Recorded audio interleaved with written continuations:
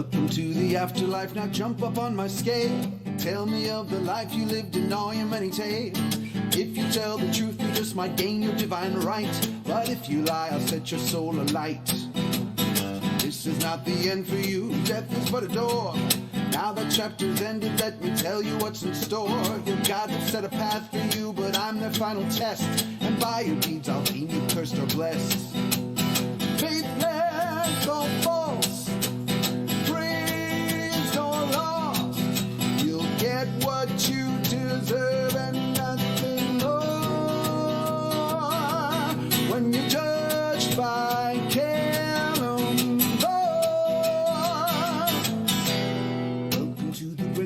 where would you like to go? We have hereafter's hot and cold with grassy fields and snow. I'll weigh your heart, I'll judge your soul. Don't worry, trust in me, unless you practice necromancy. Death or life means naught to me, but undeath is a scourge, a pestilence upon the living that should be purged. The zombie should avoid my wrath, the wraith my rage escape, and on my clerics pledge for me their faith. Faithless or false, get what you deserve and nothing more. When you're judged by Callum Boy, death is just a part of life. It's not to feel or to evade. Now it's time to show your cards, see the hand you played. Faithless or false, get what you deserve and nothing more. When you're judged by Callum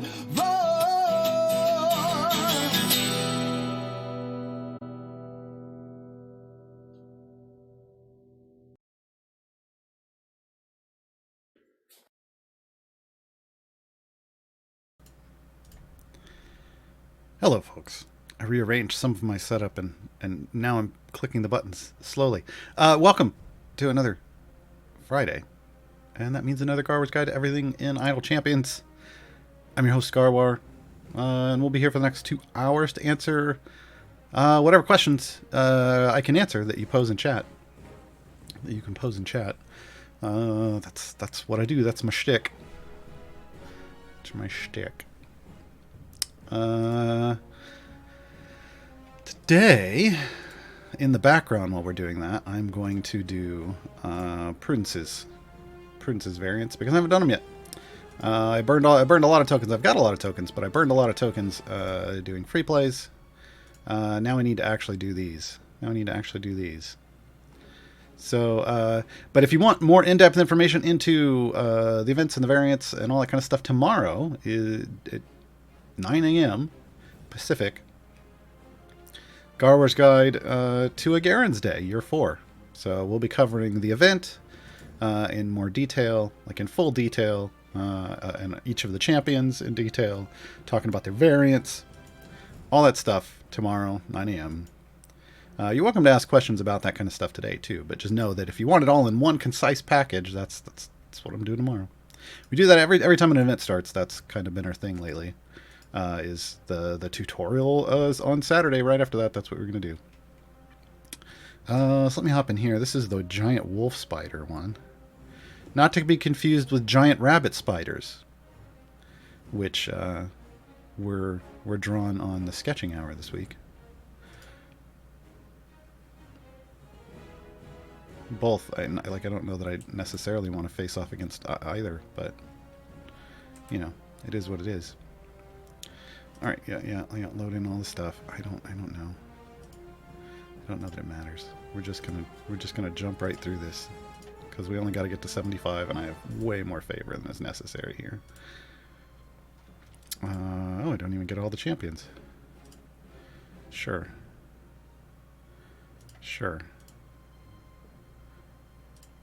Why not? Okay.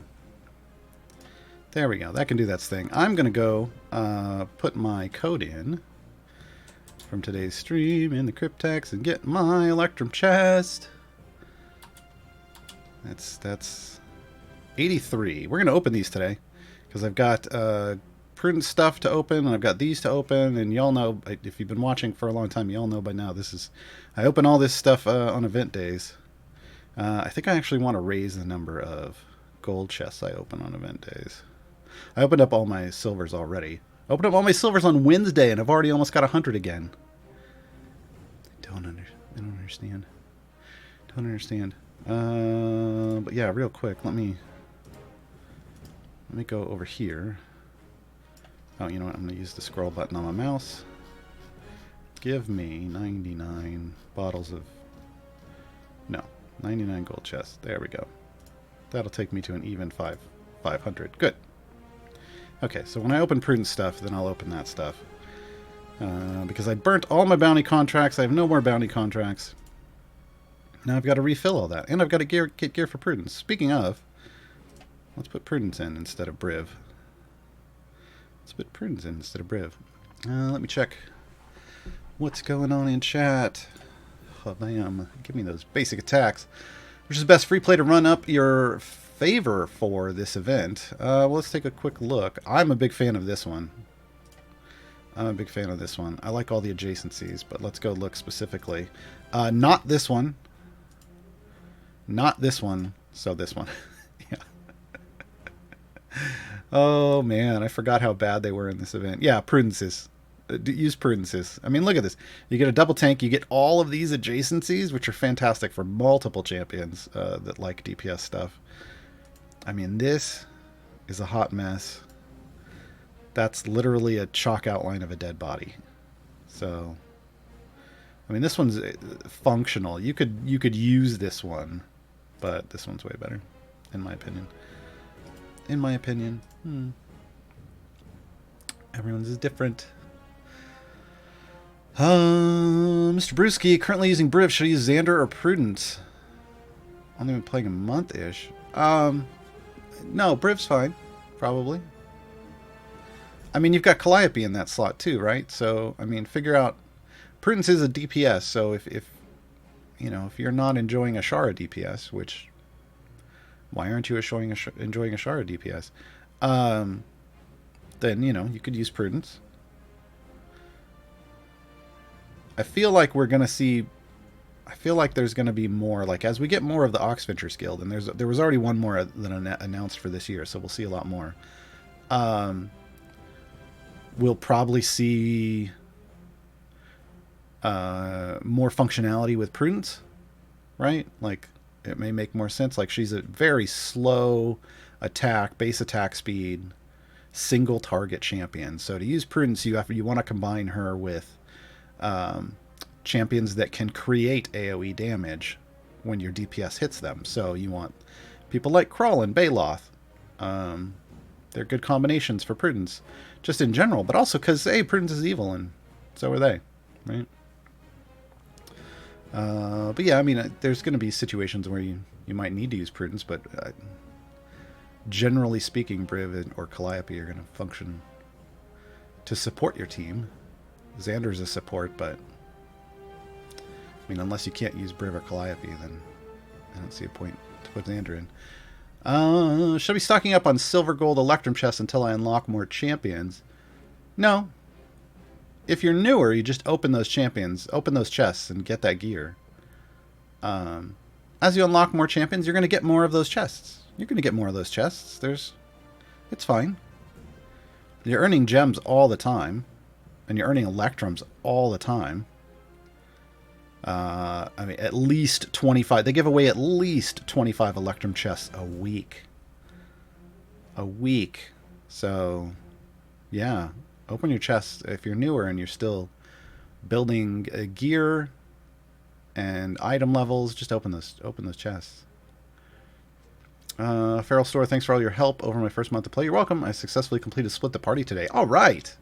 I'm going to be attempting that soon. My new player account over on the Epic Game Store. We just unlocked Azaka on stream last weekend. That's up as a highlight now on my channel, so it won't ever go away. It's also on my YouTube, I think. I should probably double check that it uploaded correctly. I'm horrible about my YouTube. Absolutely horrible about it. You need like somebody that just manages my YouTube. But so Azaka's up on there. We unlocked Azaka, and then I prepped for Dragon Bait. So I've got like, I have what everybody recommends, which is even me, E22 favor, but I barely have it. One E22 favor. I've got all the blessings, but I don't have a Modron Core or Patron unlocked yet. So I'm going to, so we're going to on Sunday, this Sunday, I'm going to be unlocking Dragon Bait on my channel. Noon Pacific, I believe, is the start time. You can check Twitch TV/Gaarawarr for more information. It's in my schedule there. And depending on how long unlocking Dragon Bait takes, we might also do Split the Party. Because I just qualified for that too. And I'm going to attempt to unlock Dragon Bait only using core champions at first. I don't know if it's going to happen.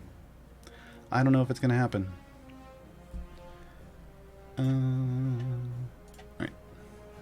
Oh, I know what's going on here. Put your fast core in, silly. There we go. Hey, hope you're doing. Could you tell me why my heroes got completely stunned with no return from it during the strike variant? Is it because of the boss? During the strike variant. Hold on.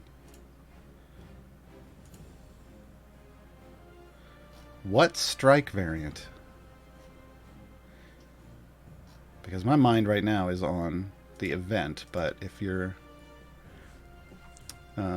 Johnny Boy 83, you're going to have to tell me the actual name of the variant, and you're probably going to have to list out what its restriction is. Like it's in Dragon Heist, the strike, well, where in Dragon Heist? Dragon Heist is a whole campaign with all kinds of stuff. If you don't know, there are hundreds of variants in this game. Hundreds. So we can go one by one. But I mean, generally speaking, it's either a variant restriction or it's the boss doing something. Oh, here we go. Strike. Nope. This is just champions with a gold fight tag can't be used. So it's a boss. It's a boss thing. It's a boss thing on that adventure. Yeah. So yeah, there's something going on with the boss there. You'll probably have to do that in Discord. I can't. I'm in the middle of something. I can't just go check. But yeah, that's probably what it is. How do I do Omen's achievement? I haven't been able to get more than a few seconds of the Timora buff. Let me complete this, and then we'll go take a look.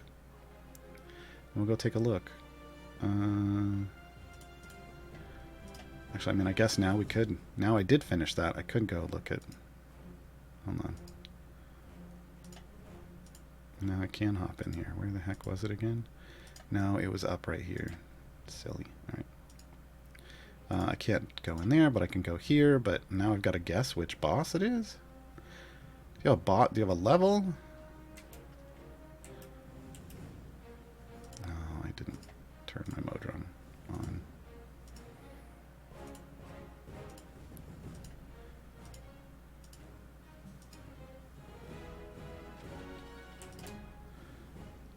I should probably take Briv out too.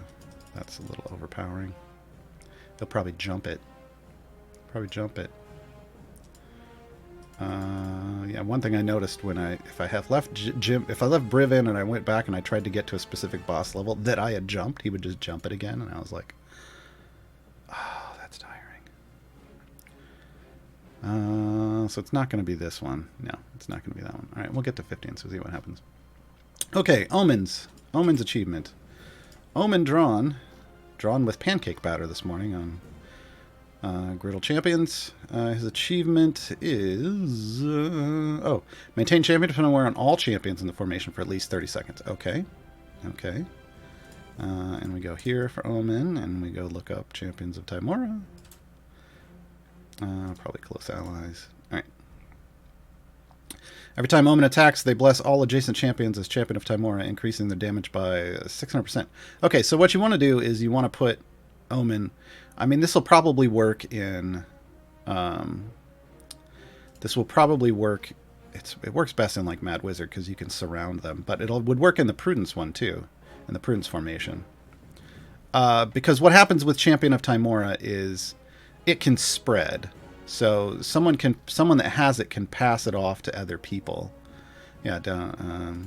So what you want to do is you want to put Omen in the middle. Have him surrounded by people who attack real quick. Like faster than him. And then they can spread it to other people. Yeah, Shadow Council continues to apply to champions adjacent to Omen and is increased by 100% for each champion of Tymora. Yeah, that one. That's fine, I think.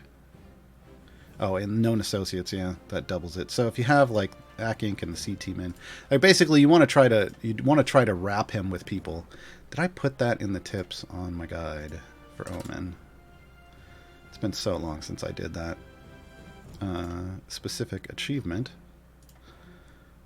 Because I think one of the things there, the biggest thing there is that it doesn't tell you that can spread to other people. And that's kind of a key piece of information they might want to explain. They might want to explain. But they don't.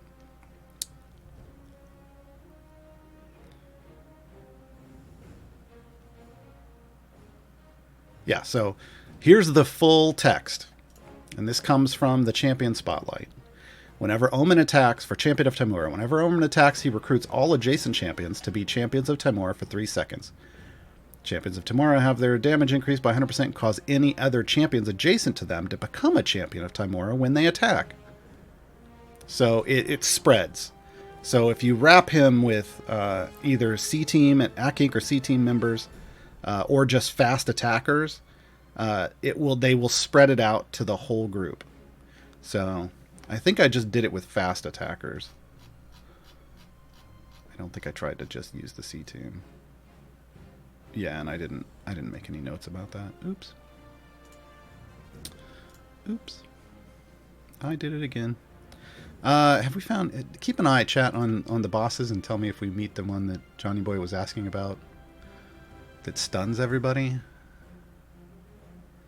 Yeah, I think it's easier to do in a Mad Wizard run because you've only got 9 champions and it's really easy to put Omen in the middle and spread it, but phrasing. But you still want fast attackers, I think. Where can you see champion attack speed? I just saw that come in. It's right here. It's right here in the champ UI. So find them fast attackers. Find them fast attackers. What is the order of champions that I should gear using the free plays in this event? Omen, and then people are disagreeing on this. I think Omen, Prudence, and Jim, because the only way I really use Jim is to chicken things, and he doesn't need gear for that. But if you're going to use Jim as a support, then you would rank Jim before Prudence. Unless you're going to use Prudence as a DPS, and then, then Prudence, right? I don't know. Yeah. Figure it out. Nice shirt. Yeah, I finally got my Bardic Inspiration shirt, folks. Took a while, but I got it. I'm happy. I also got some dice. Hold on. Let's see if we can show Iris off. Will the camera adjust? We got some Iris dice. There we go. There's a red and blue one. Here's a black one. I got like a handful, but yeah, there's the black. There's the basic black. They used to just give these out at conventions, but there haven't been any conventions, so. Now I got me enough to roll and, do damage to my players in my new campaign. haven't really gotten to do that yet.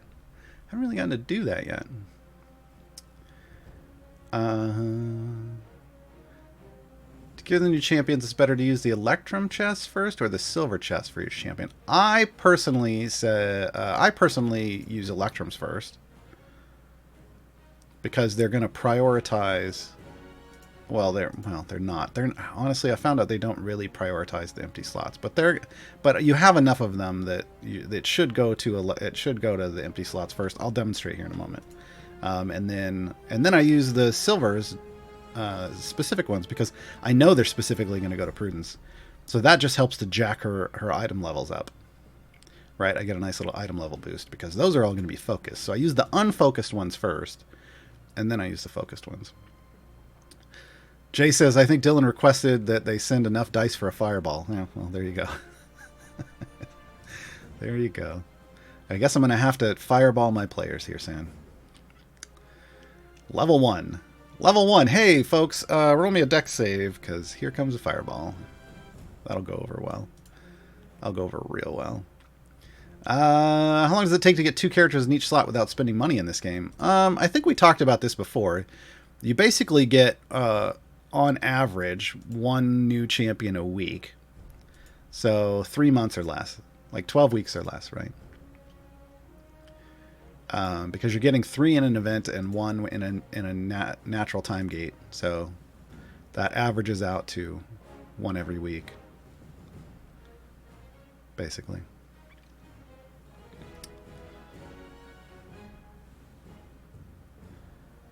Yeah, JFC, that's what I said. Mad Wizard is Grand Tour. Has anyone figured out a good ratio of good to evil characters to use with Prudence? Honestly, I don't know that I would play that game with her so much as I would just try to build the best possible formation. And if it turned out that, swapping one of the alignments, then I might try to swap some of the champions for a different alignment if they've got a comparable buff. But I guess I haven't really... But I don't have any gear on her yet. But yeah, I don't know that I necessarily play that game. I think it's a lot like with Shaka, where... Sure, if it's an option and you can put them into that position, you put them into the position to get more puzzle things. But if you just can't do it, then you just don't worry about it. You just still build the best possible scenario you can and go from there. Defeats that raise attribute numbers have any effect on the character stats? No. Are they just there to meet requirements for buffs and variants? Yeah. Yeah, and qualify you for patrons, right? And Modron stuff, right? Like the Modron buff, but that's buffs. Yeah, they don't really change their stat. I mean, they do change their stats, right? They raise that stat. But it is rare. This does happen. There are bosses in this game and levels and things in variants that throw skill checks at you, like stat saves, saving throws. I can talk today. They throw saving throws at you, and if that's a specific one, then maybe it makes sense for you to have that in there. If it's being problematic, you can try it out. But most of the time, usually you're just going for the most support action you can. Yeah, check if you want help with formations. You need to hit up the Discord. You need to hit up that. It's the hashtag Formations channel. People will help you out there. That's the only place you can really post pictures. And that's what you're going to need to do for actual help. After this event, I'll have full Zerial perks, Ray unlocked, and Split the Party 2 completed. Is there any universal goal to pursue after I've hit all those milestones? Or should I just go with whatever goals make me happy? I mean, arguably, the latter always, but... So full Zerial perks makes me think you also have all the other perks as well. Ray, Split the Party 2... I mean, do you have full epic yet across all your champions? Or even across all the... I would assume you have it now and across all the evergreens.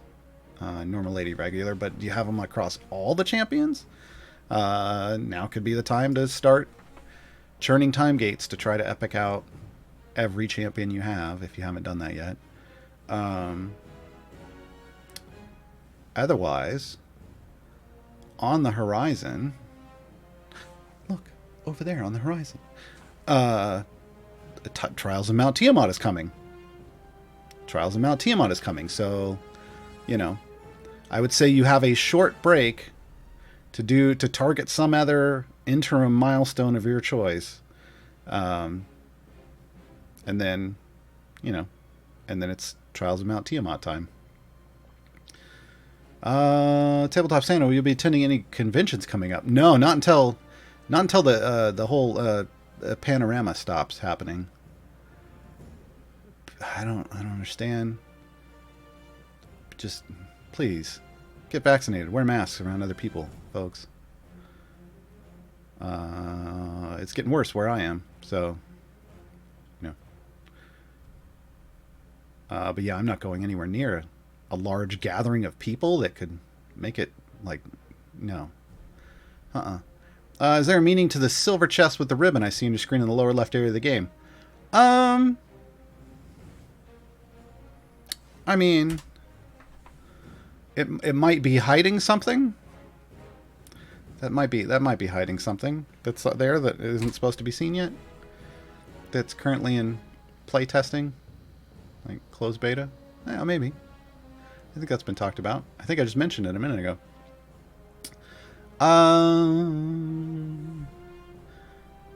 that I didn't, we went right past 50 without. Okay, hold on. Let's go back up to 50. Is this the boss that? Is this the boss that stuns?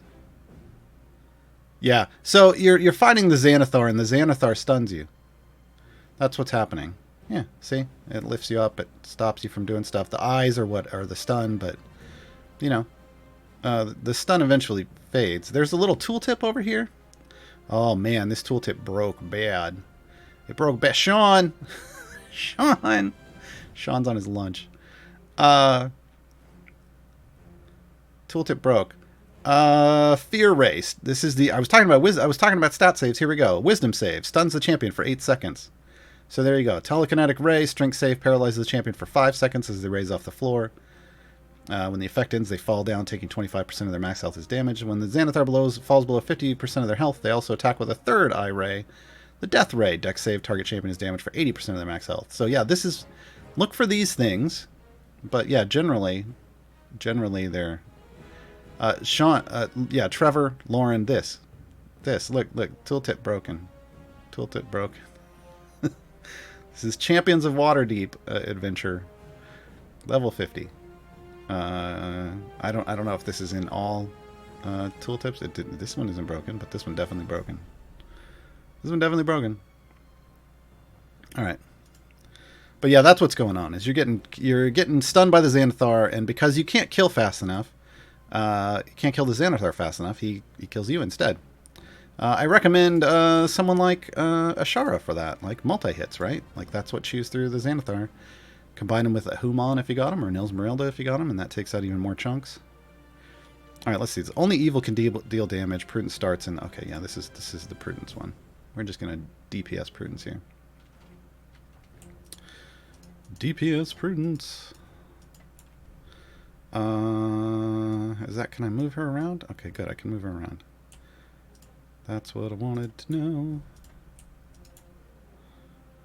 Sure. Magic.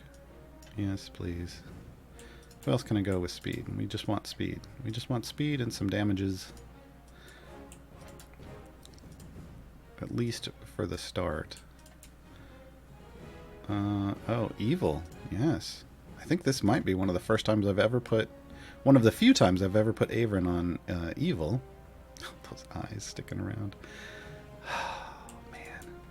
UI bugs. You gotta love them. There we go. Now I get one more. Who do I want? We'll go Hitch in the back. Oh, I guess I need another tank up front. There we go. Now that he's splurged on the Catti-Brie and Wolfgar packs, which group would be better focused time gates on? Brimstone Angels or Heroes of Baldur's Gate? Ooh. That's a good question.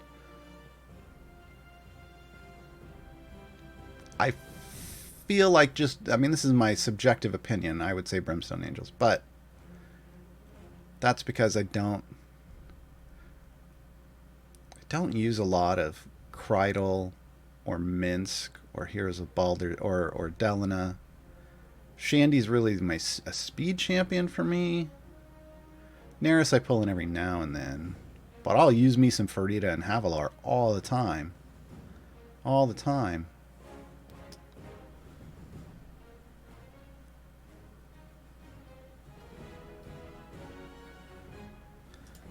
All the time. Alright. Is there a way to control which tank gets attacked the most in multi-tank formation? Nope. I will tell you, Briv has a bit of a taunt, but it shouldn't be relied upon. But nope. Do you need a full party for Omen's achievement? What did it say?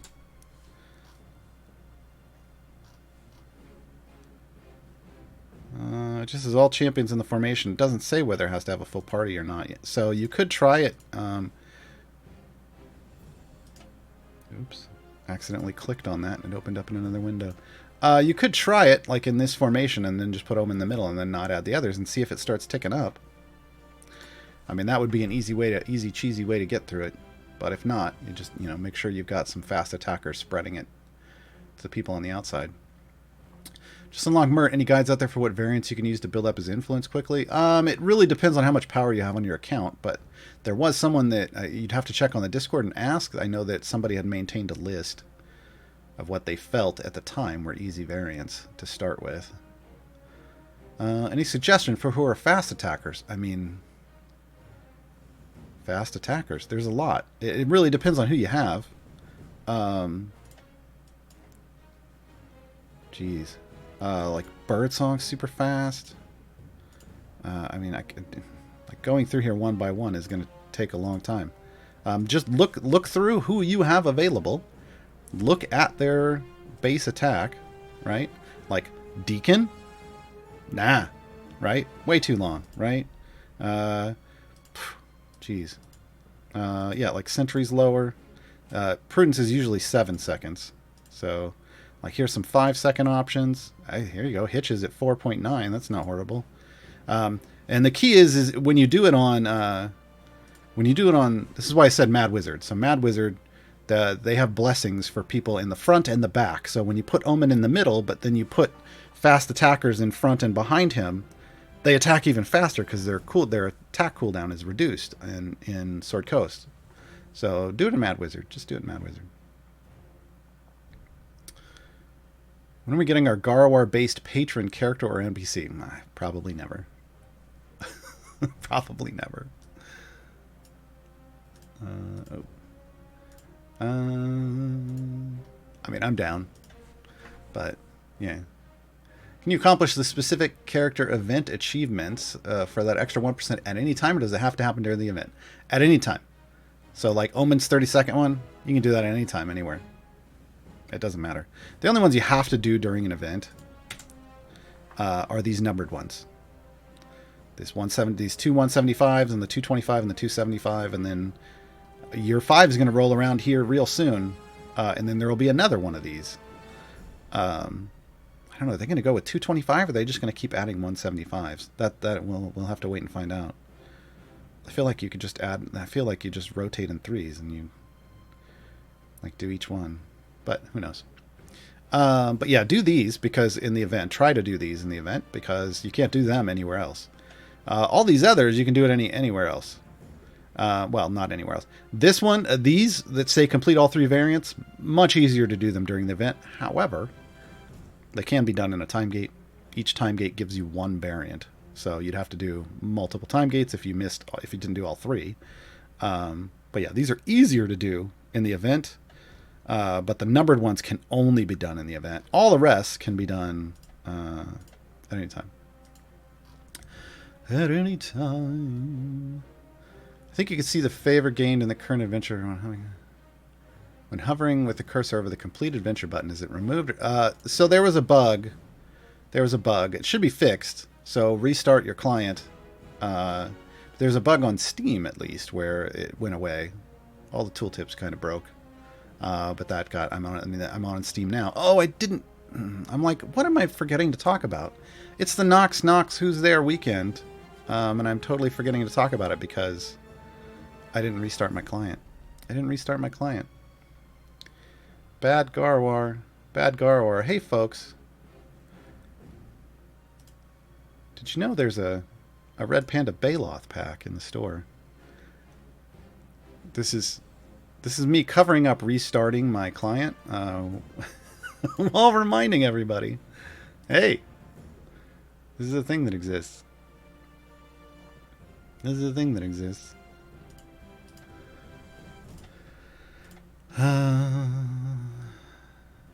Yeah, Kit Stealth. I'm sure chat already helped. But I still answer the questions that are in my document when they come up because the people watching this on a VOD later, they might have that same question, but chat can't help them. So anyway, it's the Knox Who's There weekend. I do appreciate this art style. This very humorous art style. So we got Tyrell, Celeste, Sergeant Knox, Sentry, Zorbu. I think we were talking about this earlier. Like, why no Makos instead of Tyrell? Because that goes with Sergeant Knox, but they leaked and Sean spoiled it a bit. Said Makos is going to have a buff next weekend, but still, then just I don't know. Anyway, this is what it is. Ceremonial gauntlets. That's the chest. Interesting.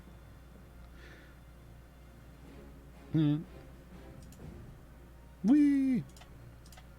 I'm going to close that now. If I'm reaching soft cap, will more favor help advance further? No. Not really. Significantly more will, yes. But small little amounts, no. You got to get your power from somewhere else at that point. That's when you kind of reach the part in the game where you need blessings. Well, you should have capped your blessings, but you need blessings from other campaigns. You need perks from patrons. You need to level up and pipe out your Modron core. You need to get better gear, that kind of stuff. Or just, better champions, right? There's all kinds of different ways that you can obtain more power to push further that have nothing to do with favor. Are there any free champions from adventuring besides Dritz? Yeah, I just mentioned two of them earlier, Azaka and Dragonbait. Dritz is in the Sword Coast campaign. Azaka and Dragonbait are in Tomb of Annihilation. Alcoria is at the end of Waterdeep Dragon Heist, and Rhea is at the end of Baldur's Gate Descent into Avernus. All of those are what are called evergreen champions and are available at any time to be unlocked. There's a guide for that. I've got guides for all the evergreens. If somebody puts Gar_guides in chat, like the exclamation point Gar_guides, there will be a link. They'll take you to the Reddit wiki, where I currently have 97 active guides for this game. It went up by one, folks. The event guide bumped it up by one. We're getting real close to that milestone of 100 guides, active guides for Idle Champions. Gonna need a big one for that, right? Gonna need a big one for that. Hi Gaarawarr, hi Onyx. Is there any champion that's good for shields when you can't use Calliope? Not as good as Calliope. Not as good as Calliope. However, Korth has some minor shielding, but it only triggers if you attack something Korth has marked, which makes it somewhat problematic at times. Shaka has some minor shielding. I'd really hoped Shaka's shields would scale to be more like Calliope's. They did not. So there are some more minor shields on Shaka. And then, coming out of nowhere, Walnut Dawn Grass, her ultimate, if you fire it off and it doesn't kill anything on the screen, it shields everyone in your party. If it kills something, it heals. But if it doesn't kill things, then it shields. So it's an interesting combination there. That's pretty much it. There are self-shielders, but nothing that shields the whole party. Quite like Calliope. What formation do you like for favor pushes this event? Yeah, Prudences. Can usually go further with 1 or 2 tank formations. That depends on how strong your tank is. If you don't have a super durable tank, then having a 2 tank formation is great. If you do have a super durable tank that can tank all the things by themselves, then 1's usually better. But really, it comes down to I think there's more adjacencies here, and right now adjacencies are super important in Idle Champions. There's just so many champions that want to be adjacent to your DPS, so having the ability to place a lot of champions adjacent to your DPS makes a big difference. How far do I have to get here? 125. 125. All right. I need to just make sure that people are in the right range for buffs. There we go. Just in case. I think I've over-damaged this, but that's fine. Feral Storm. Once you have a background party, is there a stat sheet somewhere that lists anything other than number of resets? For example, gem gains. You can track your gem gains in your journal. J for journal under loot. and it will differentiate, like right here where it says party, gem farm active. It will differentiate by what you've named your parties. I named mine Gem Farm Active, Gem Farm Background, and Gem Farm Background, and another Gem Farm Background. So I can tell where my gems are coming from when I'm actually running those. I tend to not have them running during streams so that we can have everybody active to test things out. But yeah. Is it better to focus a single champion with the time gates to get them all purpled out, or would it be better to unlock as many champions as you possibly can? So it depends on where you are in your progress. Early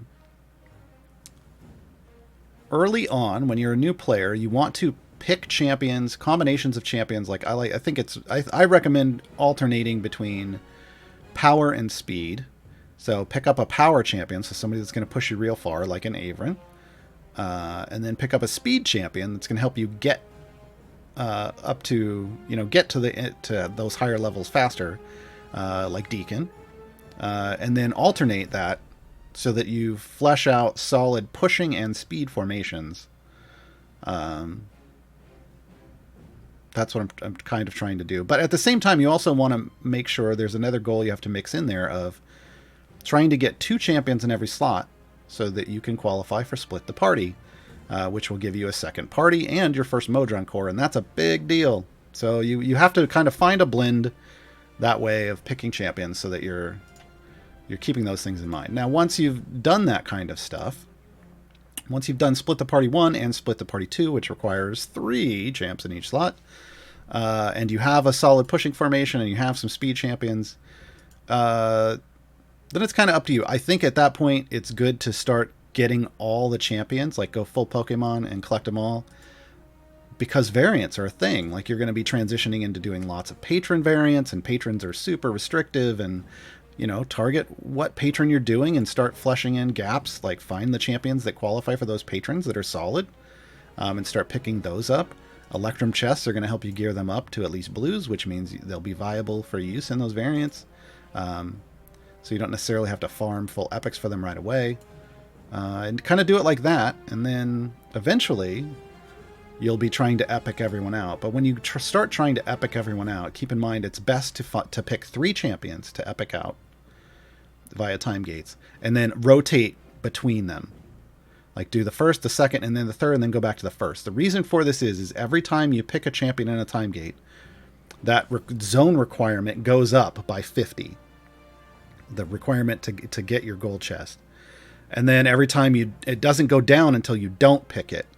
And it only goes down 25 when you don't pick it. So if you rotate 3, you go up 50.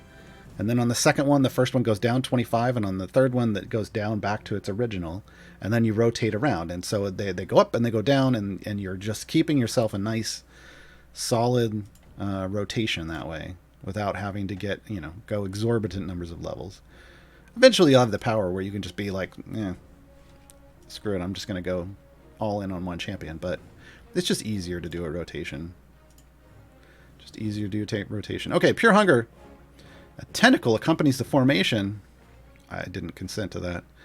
I love it. No one knows what it's doing, but it's freaking most of us out. Yeah, This one's a little annoying. Enemies move 100% faster and deal 100% additional damage. Every 25 enemy areas, all enemies speed up, and their damage is increased by an additional 35%. Whenever Prudence kills an enemy, you stun all enemies for a half a second. I mean, it feels somewhat useful. Feels somewhat useful here. Yeah, no. I don't want that black tentacle over there. That's just rude. That's just rude. Okay. We will do Prudence again as the DPS, and then I think we should open up some chests. I think we need to gear out Prudence. So for me, I hold on to all my chests in between events. We've talked about this before. It's really just because I don't need to open them before that. So why? I don't know. But that's a me thing that doesn't have to be a you thing. So I think on my new player account, every time I get in a left chest and a silver chest, I open that puppy. I need that gear. I want that power. That's the only way I'm able to complete stuff. So it just depends on where you are. I don't need to open the chests outside of events, so I don't on this account, though. So we're going to pop a bunch of Electrums first. There. That's set. Now we can go pop some Electrums. So yeah. So I ran a bunch of free plays. I've got a bunch of silvers, a bunch of golds. I'm going to do the Electrums first. I'm going to cross my fingers. I have no gear whatsoever on Prudence. I'm going to cross my fingers that I get only gear for Prudence out of the first few chests. But lately, on my other account, Electrums do not seem to prioritize completely empty slots at all. And they had kind of told us they did. They don't. They don't. That's not a thing. This would be great if I was on my other account. Give me the blues right away. But I want whites. I want whites first. I want my collection in a green. Folks, if you haven't noticed yet, today's Friday the 13th, and it seems to just be living up to its namesake. It's been a day. It's been a day. And now Evil Prudence on Friday the 13th. Opening gear for her? Probably not the best idea. Probably not the best idea I ever had. Liquid Darkness. This is coffee, right? Yeah, don't talk to me before I have my coffee. Yeah. I've called it. Vial of Demon Spit. It's got a kick to it. I would expect it would. But notice, that was a duplicate.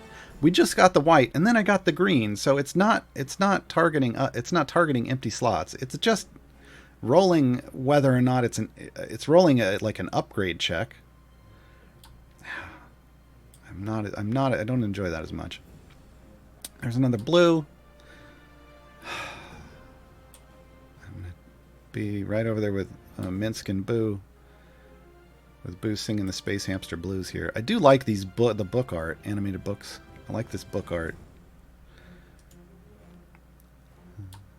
There we go. That was all 6. Okay. Book babies. Okay. Hold on. Let's go to the collection real quick.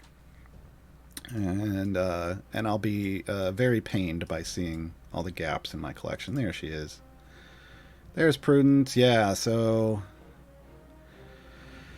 Prudence's gear does not like me.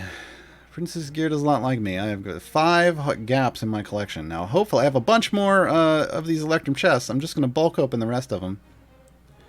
And I'm hoping all of those that they will fill this in. But if not, I've also got those 33 silvers to attempt to fill in these lower gaps.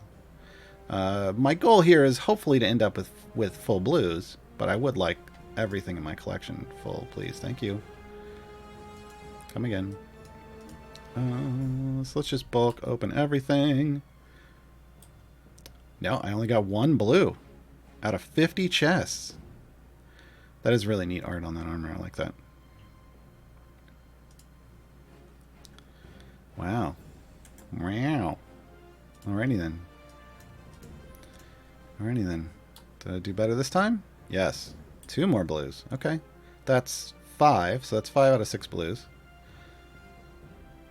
I came dressed to transgress. Oh, that's fantastic. That's fantastic. Okay, so that was all the Electrums. Let's go check that. Collection out again. Yeah, no, it hates me. It hates me. It absolutely hates me. So, my only saving grace here is hopefully these silvers. Hopefully these silvers. To be clear, for those of you who are new, holes in your collection mean absolutely nothing. Getting blues over the rest, like, immediately is way better for you if you just want to use the champion. I'm just obsessive over my collection. I want to make sure I have all the little items. It doesn't mean anything. It doesn't mean anything at all, which is why on some platforms they don't even have a collection for you to view. So that's painful. All right, here we go. Here we go. We're just going to do them all at once because I can't handle it. All right. Yes. Oh Oh, that feels better. Oh, I'm taking some water for that.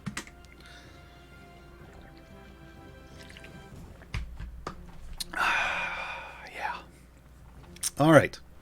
Now, this missing blue, not an issue. The first gold chest, well, the gold chest will deliver this, so we can pop some gold chests, and then we'll see how many.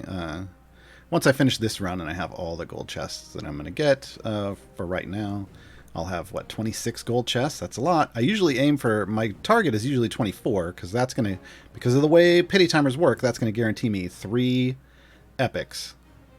So when you first get a chest, if we go over here, you'll notice that the pity timer, this purple bar down here, is the pity timer. It's set to 1 in 4 automatically. I've opened none of these. So the first time you interact with a chest on your account, the pity timer for a gold chest, the pity timer will have will be set at 4. After that, it resets and it's 10. So 24 chests gives me a guaranteed 3 epics. Guaranteed minimum 3 epics. So that's what I'm shooting for here. We'll open those after I finish this. So let me answer some more questions from chat. Time gets to let you choose a champion when you get the pieces. What I mean is, would it be better to choose one champion again and again each time you get all 6 pieces, or to go for other champions? No, I explained my answer. I think early on you need to get as many solid champions as possible, and don't worry about getting epics for them. It's only later on that you worry about getting epics. Turn-based Wombat. Any tips for getting to level 900? I was able to get past 800 on the Prudence event, but is there any other tricks to getting past 900? It's not real well. There is a. I was going to say it's not really a trick. It's just that you need to accumulate power. But there is also. I mean, you also can do click debuff. Cyrus Dane has a guide for that. You can find it in the resources channel on the Discord, or probably on the subreddit. I can't remember. I think it was posted on the subreddit, but maybe it may have been a long time ago. And then there's this whole thing with super high item level, Briv, Human, and Jim. But yeah, so, click debuff may get you there if you've got enough debuffers, and if you've got enough favor. Click debuff takes favor too. Favor and a lot of debuffers. Otherwise, it's just about power. It's just about overall power. Pushing with like Ashara. That's the way I do it. I mean, I can push. When I push over 900 and occasionally over 1,000, it's with an Ashara formation. And I did cover the Ashara meta in a tutorial a couple weeks ago, so you can check that out on the CNE Games YouTube channel. I know people were able to push further after watching that, but if you're getting to 900, you're probably already using Ashara. But I don't know. Question to old timers. I feel qualified to answer this. How do you even start playing knowing that you're 4 years late? Because it doesn't matter. You're not late to anything. I guess that's a mentality I don't understand. You're not late to anything. Like, you've arrived at a time that is better to start the game and progress quickly than any other time in the history of Idle Champions. You can start the game. You can pick up 3 champions every event and 1 in a time gate after that. So a minimum of 4 champions a month. There's tons of chests that are given away every week for gear, which makes it super easy for you to gear your champions up. There are tons of guides, not just from me, but from lots of different people in the community to help you learn and understand the game. There are tons of people in the Discord, in the new players channel, to help you answer questions. And then also, like, there's a formations channel, there's a time gate channel. If you have questions about that, kind of like more than ever before. Now is a great time to start playing Idle Champions, because you can start the game and even free to play catch up you're never going to. There's always going to be those people in the top, like 0.001% that you're just never going to catch up to. They tend to be like scripters, and they're just constantly running stuff, and they're running the game 24/7. You're never going to catch up to that power level.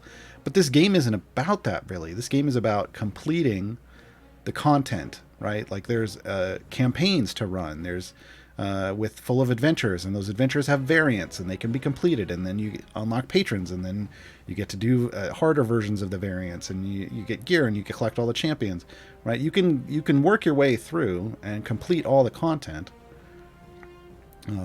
the same way those other players can. They just may have more favor than you or more item levels, but those aren't necessarily required to do the things they're doing. So, yeah, I don't think that's a big deal. It's a good tank to acquire as a new player. Tyrell and Nile are okay, but I'd like to use the heroes I've recently acquired that can assume their slot with another tank. Also, Nile's buff placement is a bit limiting. Yeah, a lot of people like Briv as kind of a next step up. Because he's super unrestrictive in his placement in terms of like where your DPS are placed, and he also does a lot of other things, like he can heal the party and he's a speed champion. I think that's a great pickup. I love Ayla. I think Ayla's the best tank in the game, and I think she scales from just picking her up through end game, so you can pick her up and use her forever. I'm using her down here right now. This is her Valkyrie skin, though. But yeah, normally she looks like that.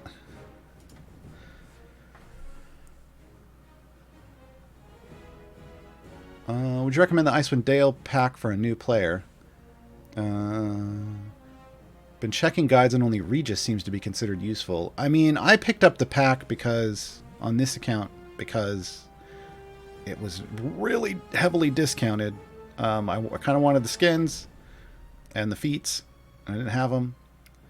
But yeah, if you're picking stuff up for champions, Regis is like the big one out of that group. Caddy Bree's a solid second, though. Caddy Bree's she's a great support in her slot. Only outdone in her slot by Freely. That's right here. Caddy Bree, Freely. So if all you've got is mints, Caddy Bree's going to be a big upgrade for you. Big upgrade. Who else is in that pack? Was it Brunor? I think it was Brunor in that pack. I bought it, so now I can't check. I mean, Tutorial Dwarf is a solid support early on. Who's the unicorn? That's Tyrell. Sorry, folks. I've got lots of skins going on. I know people are curious, but I like the skins. I want to play with the skins. This is Tyrell. This is his Celestial Tyrell skin. This is a cash skin out of the Zerial patron shop. There's also Icewind Dale Tyrell, which is a moose. It's a moose.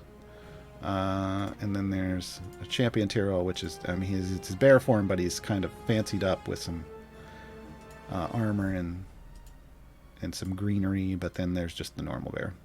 Barrel, Mooserel, and I don't know. Tyrell corn, I think. Yeah, we'll go with that.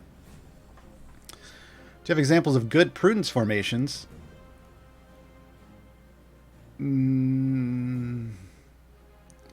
So, again, I feel like... So everything, to my understanding, prudence is pretty... she likes if there's good aligned to increase the damage bonus, but then she likes non-good champions to raise the stacks. And there's some math that you can do there, but ultimately I feel like you want to build your best formation, and by best formation I mean use your strongest characters as a starting point with her, and then see what does that end up as? What are your stacks looking like on each one? Like what do the numbers look like for each one? And then play with it a little bit from there and see if it actually increases your progress, right? So, build out a good pushing formation, just a generic pushing formation.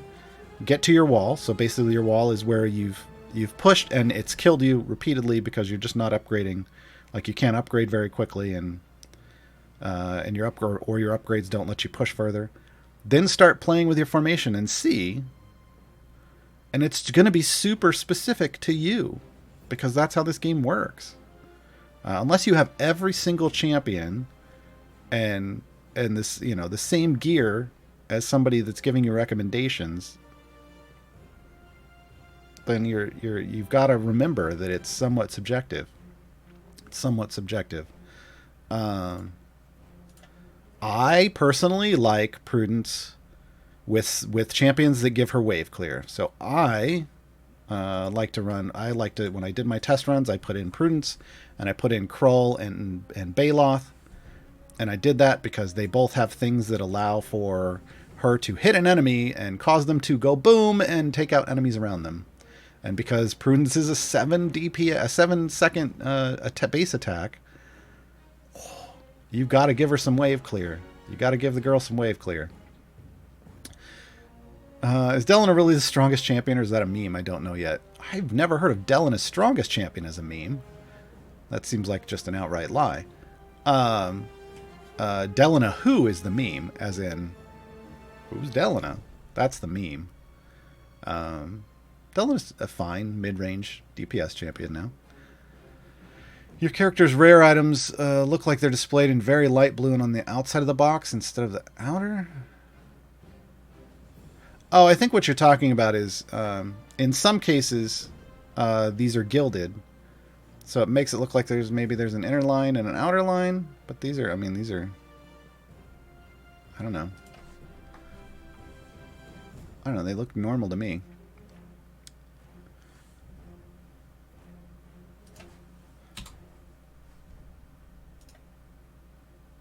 Yeah, they look normal everywhere to me.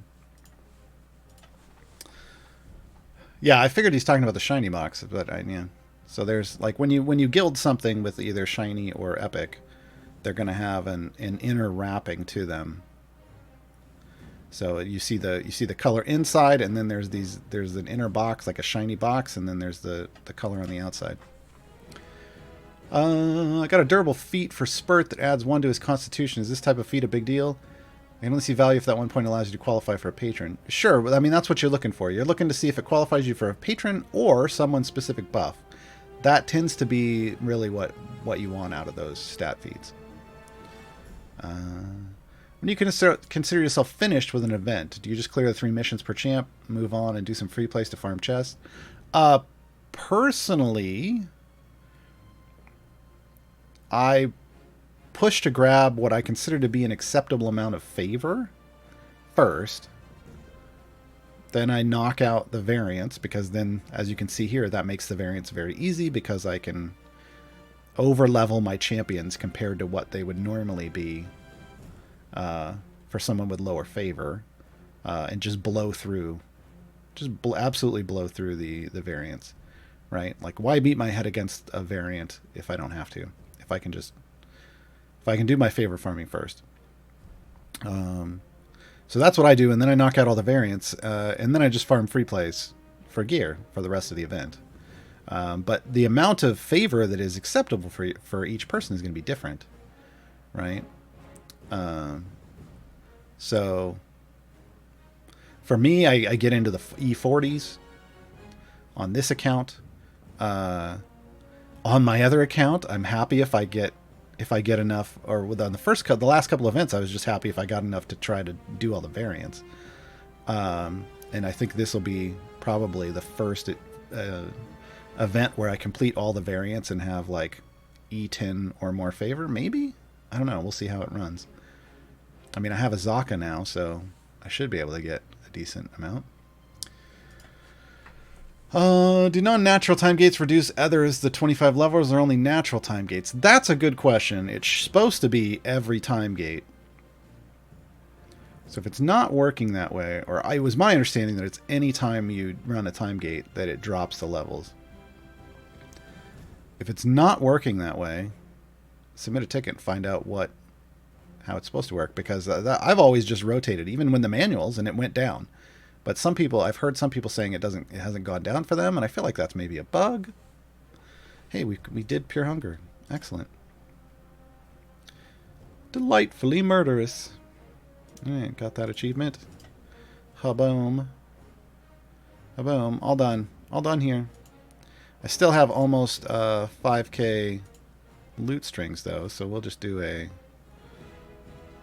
speed run. Habam. Habam. Are the feats in the Icewind Dale pack worth it? I mean, okay, so now I've got to go. Now I've got to go look up the Icewind Dale pack because, again, folks, I can't see it in the store because I bought it. I can't see it because I bought it. So give me a moment. Let me find the blog post that lists everything out. Maybe that'll help me. I don't know. Probably won't list everything out.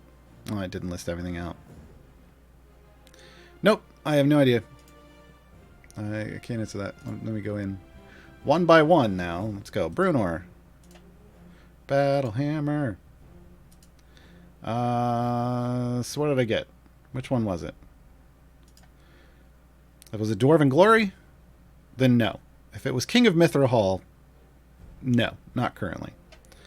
I'm just going to assume that was it. Because I don't know. I think this was Ruby Reflection. Wasn't it? Isn't this the Ruby Weakness one? If it was, then yes. If it was, then yes. Let's find Caddy Bree. Trained in the North. This one's great if you're going to use Caddy Bree as a DPS. 120% damage? Yes, please. Generally, you're using Caddy Bree as a support, but I bring her out and use her as DPS sometimes in variants. You just have to keep in mind she targets the furthest target away. And in some variants, I like that. Like variants where they're like, these enemies come out on the screen, but they don't give you anything. And they're armored. Well, I don't have to kill those. I don't have to kill through all those to push to the next level. I just kill the things in the back and tank the stuff in the front. But not everybody can necessarily pull that off. Who else? Oh, Wolfgar. I'm like, who else was there? Wolfgar. Wolfgar.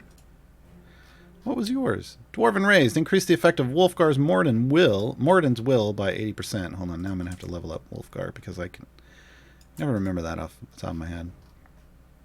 Let's do Mathoin's Moradin's. Increase the damage of all champions, all companions of the hall, for each enemy attacking Wolfgar. So this one's good if you're running a full companions formation. And if you're buying that pack, you've got them all, so you could run it. But yeah, this is only specifically increasing the damage of companions of the hall.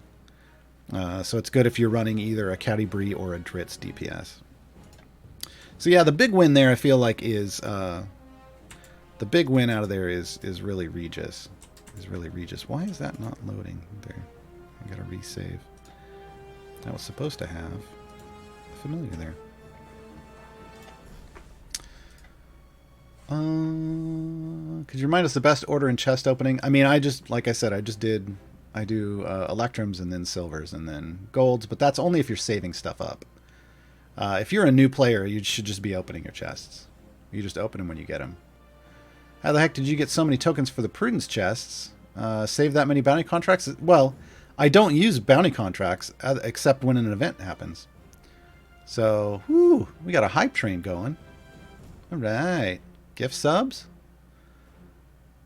Thank you, Bayushi Akira. Didn't see what triggered. Oh, we had resubs. Kevin showed in. Yeah, that's what triggered all of it. All right. Welcome. Yeah, so here's the thing. As you can see, I've got lots of gold chests. I don't open gold chests, I don't open silver chests, and I don't open electrum chests, except when an event is happening.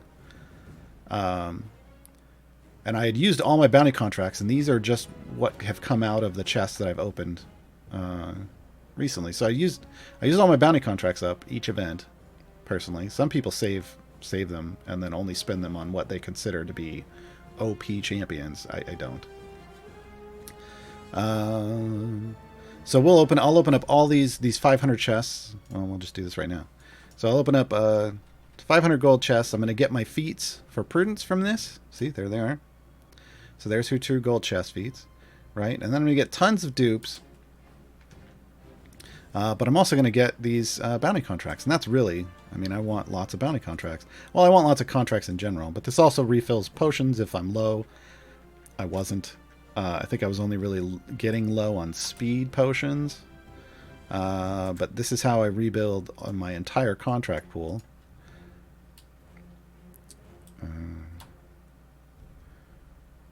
So the only thing I'm really excited about here is, yeah, I'm getting some epics. I like that. That's 3 of the epics back. I mean, I want lots of blues too, but yeah, I do like me some epics.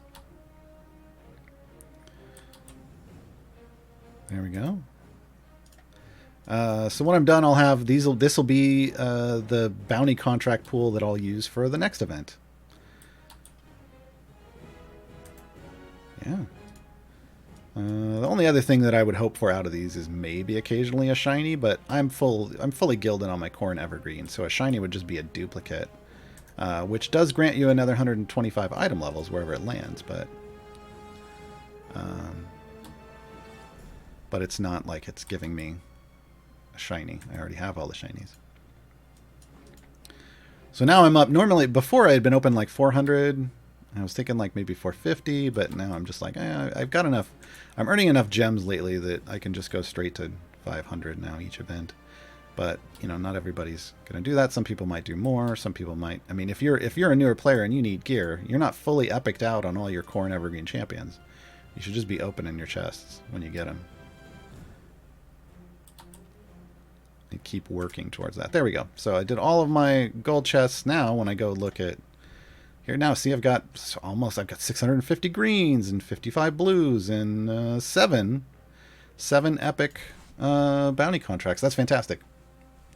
That's going to put me in a good place to get all of those tokens again on day 1 of the next event. Wouldn't silver prudent chests be wiser than what? Than electrums? I don't think so. Here's the thing. So when you're opening, like if I were to open all of those silver chests, if I were to open the silver prudent, here's my reasoning. Wouldn't they be more prudent? I don't think so. If I were to open the silver prudence chests first, I know where they're going. They're all going to prudence. All the gear is going to prudence. And then if I open the electrums after, it's a completely random chance for it to go to any of now 85 champions that I own. Whereas if I do the electrums first, the chances are higher because my gear, because I have I'm fully geared out on all the other champions. There's a much higher chance that those upgrades are going to land on prudence, and I'm going to end up with potentially full blue gear. I came real close. I only missed 1 blue out of all of that. But that meant all of those electrums, well, not all of it, but all those electrums were focusing more on prudence than anywhere else. Then I could use my silver prudence chests to just pump up the item levels of those already existing items. So I end up with a higher average item level on prudence after doing that. Now, is it an enormous difference? No, but this is a game of small incremental gains that multiply and build over time. So that's where I start. I start with those first electrum chests, and then I focus and give lots of duplicate item levels and flesh out my collection with the silvers, and then I go and I open the golds. Then I go for the gold, which we can do right now. Actually, let's see. How are we doing? Can we beat... All I'm looking for here is, can I beat the... there's that last blue I needed. Can I beat the pity timer? Can I beat the pity timer? So this is the second one. This is 3. Okay. Didn't beat the pity timer on the first go round. So this will be an epic. There it is. Oh, it's a cool one. It's the Book of Shadows with the tentacle coming out. All right. Now this is 1, 2, a 3, 4. Whoa, we're halfway there. That's 5, 6. So we're running late on this one. 7, 8, 9. Nope, went full pity timer. Oh, man. Told you she doesn't like me. There we go. Hooded Old One's armor. I've learned much from Cthulhu, yeah. Alright. Ooh! Instantly into another epic, though. So there we go. We beat the pity timer on that one. And it's ultimate cooldown, which, sure. Sure. Let's take a look here. So, I got 2 of these, Delight and Glee. So I've got 2 of her 3 abilities. So ideally, I'd like the next ones to go here, but ultimately, I don't care. They're gonna go wherever they're gonna go. As long as I get them, I mean, I've got to hunt the rest down in time gates and via patron chests anyway. But for usability, I would like DPS or her other ability one. Preferably her slot 1, that self DPS. I mean, if you're going to use a DPS champion, the self DPS one's kind of nice, right? There we go. Beat the pity timer again. But it's the ultimate attack damage, of course. Yeah, it's like, all right, I'm gonna give you bonus epics, but they're not going to be necessarily for what you want. All right, so I was guaranteed a minimum of 3 epics. I've gotten 4. I've still got a couple chests left. I don't think I've got 5 chests left. I mean, this will get me halfway to a pity timer. I doubt I'm going to see another epic in here, but it'd be cool. It'd be cool.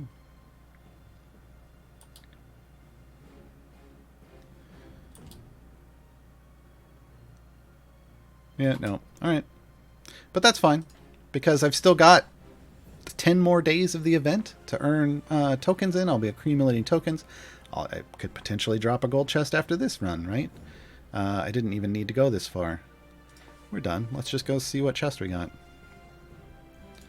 Oh, it's a silver. Womp womp. But that's fine. That's fine. Mad Wizard for gems? Anyone? Anyone? Bueller? Bueller? And this is how I buy all the gold chests. Yay.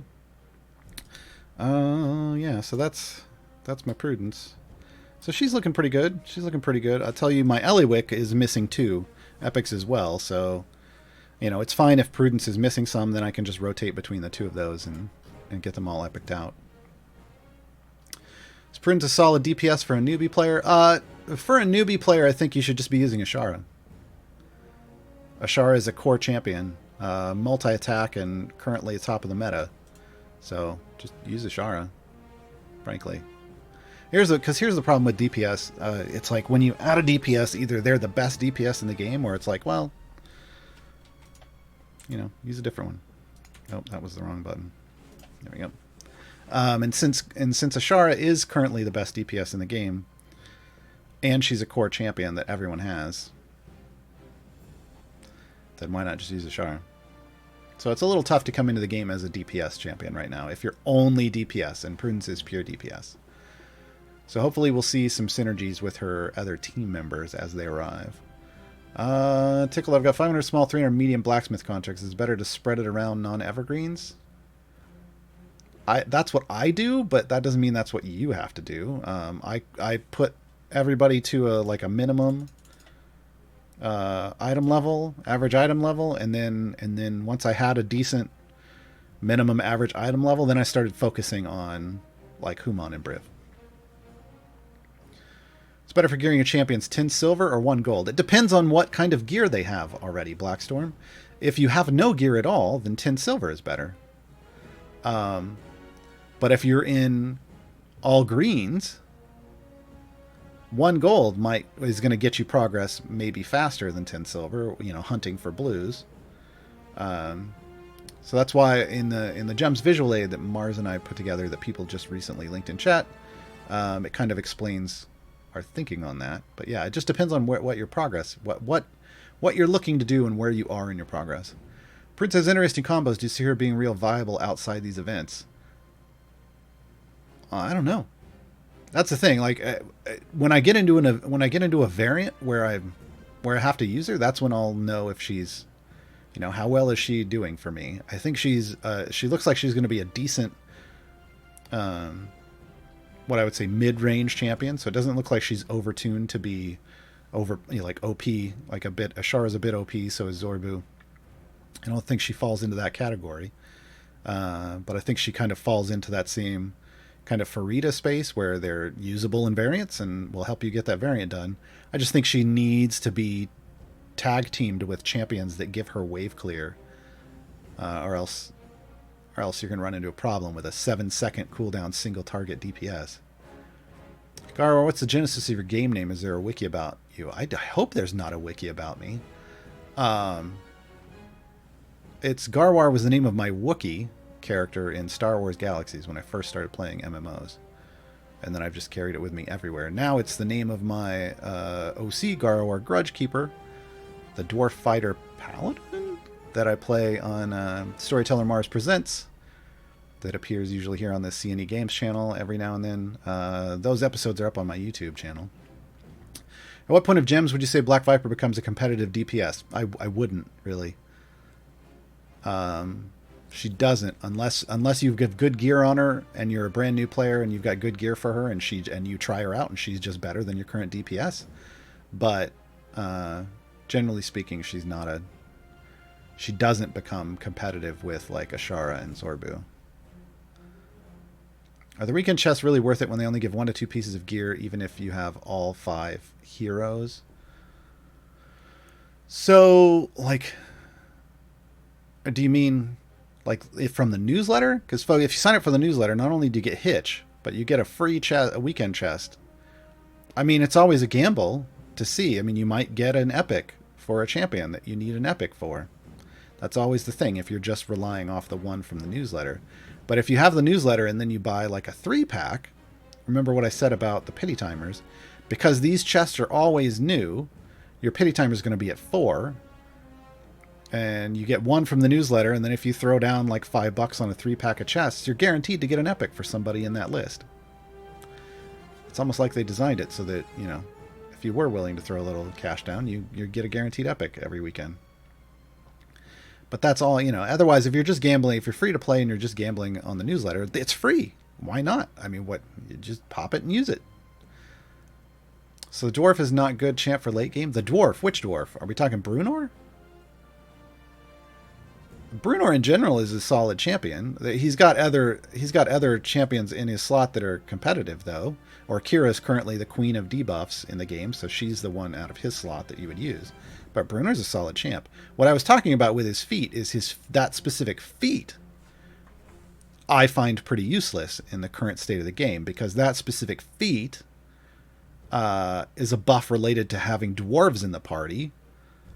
And we don't have a lot of dwarves in the game, much to my chagrin. So it's not as useful as it potentially could be in the future when we do have a meta dwarf party.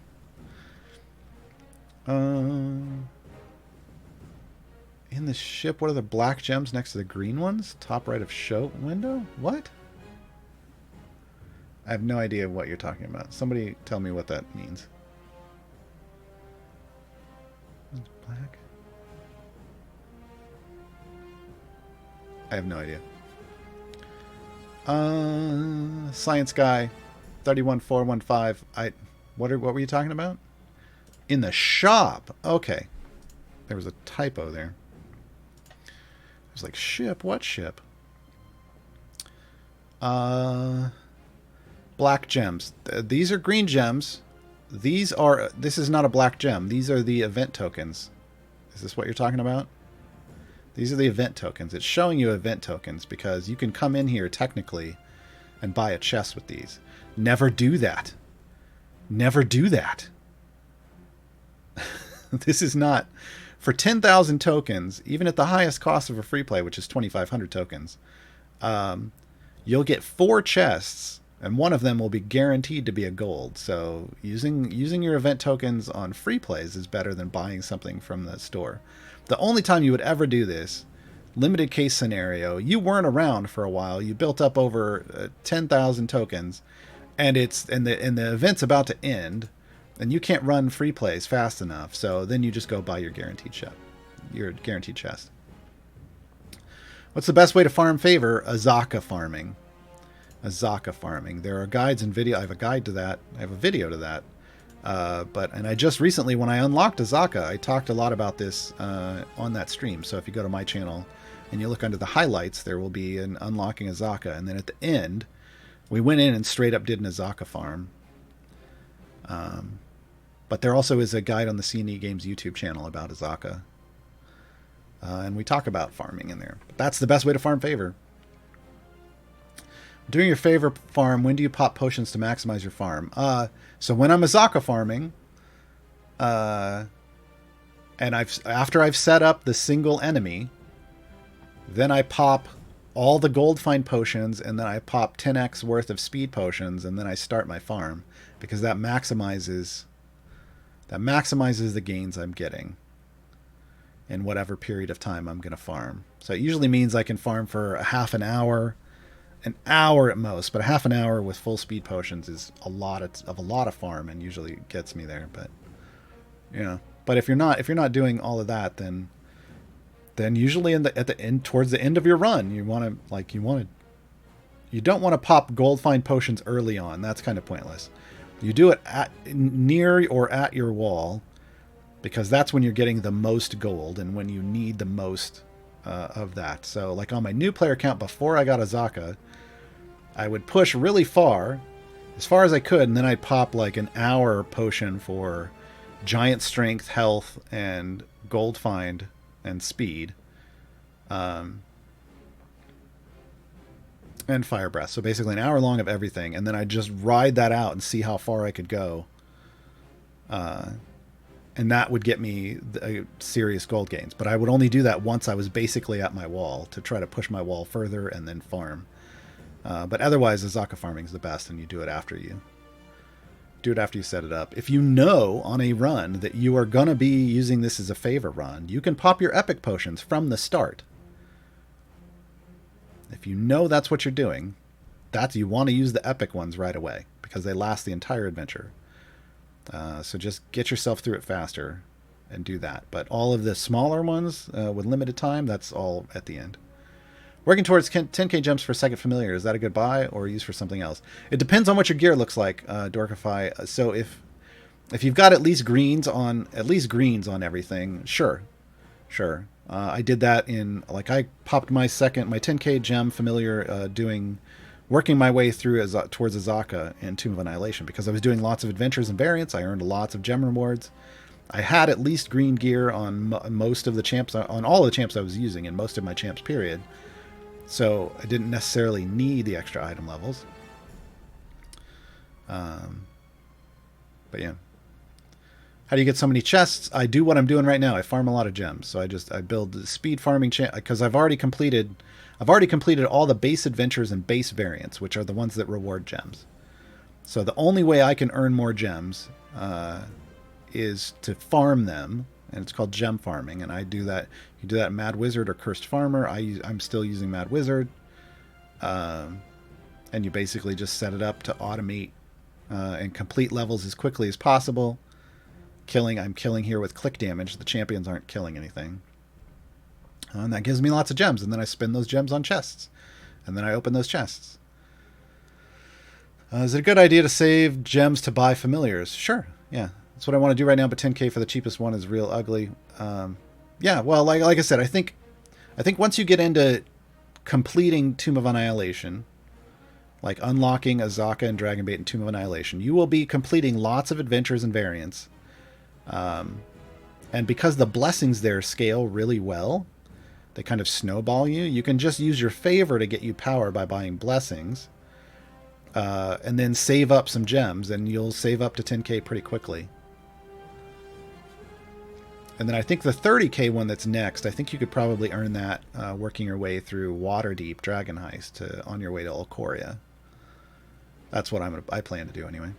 Is there a way to buy more than one gold chest from the gem store at a time? Yeah, I just did it. You go to the gem shop, the gem items, and then you either drag this bar or scroll with your mouse wheel to wherever you want it. What are those scrolls at the end of your inventory?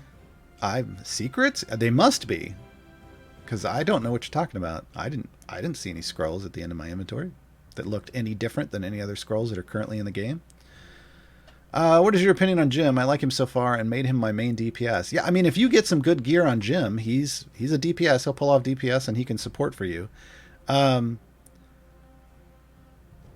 still feel like you're gonna want to compare him. If you're having troubles pushing and completing something, you may want to try Ashara still. Ashara's real strong, but if you get real good gear on Jim, he could outshine Ashara for you for a while. And you can always just play with whatever champions you want to play with, folks. When I'm answering these questions, I'm trying to answer them in a sense of people wanting to know what the meta is or something close to it. But at the end of the day, build whatever formations you want and play with whatever formations you want. If you want to grab that Icewind Dale pack and just play Companions of the Hall formation, and use that to complete all your stuff, go right ahead and do it. You can totally do that. I used to do when Icewind Dale first came out. I built my pushing formation was a Companions of the Hall formation with extra people to help out. That was it, right? Because why not? It's fun. Anyone here have tips for a new player? No one at all. I can't even do that with a straight face. That's what we're here for, everyone. I'm here to give you tips. I just need to know what you want to know. What mistakes to avoid? Oh, that's such a broad... See, these are very broad questions. What mistakes to avoid? Make sure on your blessings, over here, when you're buying blessings, make sure that this warning is enabled. And respect it. So when you go to buy a blessing, if the warning pops up, don't buy it. If the warnings don't pop up, then just keep buying until the warning does pop up. There's one. Two, don't use your blacksmithing contracts. That's these rolled up boys down here. Or girls, or non-binaries. I don't know. They're probably non-binary. They're contracts. Don't use these on your core or evergreen champions, because those are going to get tons of item levels just from opening all these silver and gold chests that you loot. So these you save up for your event and time gate champions. Yeah, don't farm at your wall for longer than an hour max. That's just wasting your time. You could just restart and do another run and probably be back there in that time. That kind of stuff, yeah. Saving crystals up to buy chests. Buying silver chests or save for golds. That's the Gems visual aid that was probably linked in chat. Yeah, that was linked up in chat by Frankie. Yeah, follow that. It's my best option to get bounty contracts, silvers or gold. I use golds. You just saw me. I stick to golds only.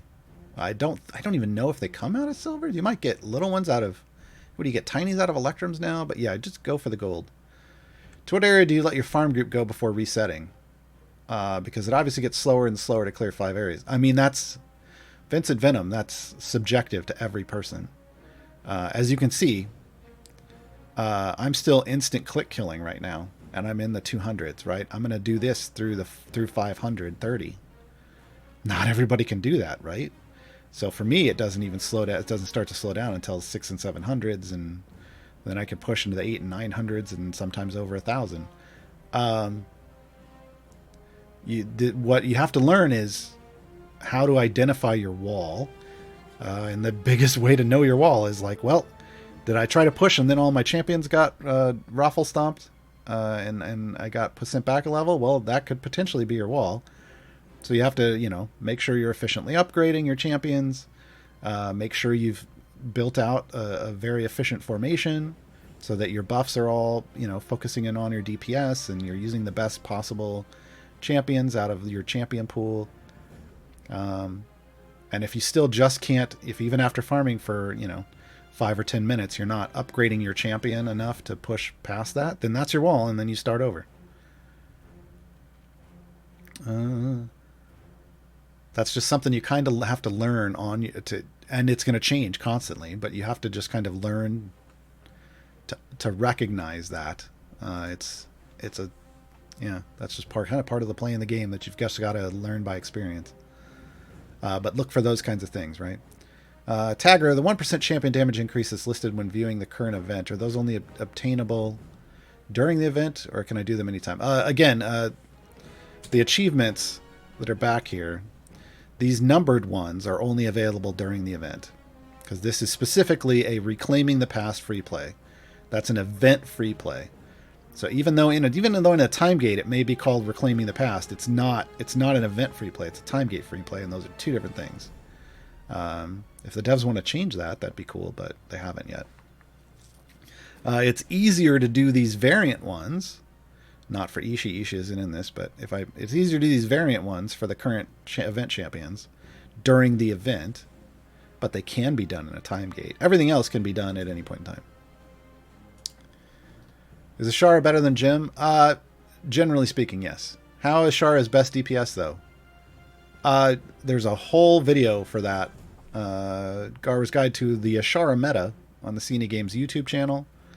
You're going to want to watch that. It has to do with the fact that she has a set of bonds that work for different races, but the first one of those, Potpourri, can buff herself.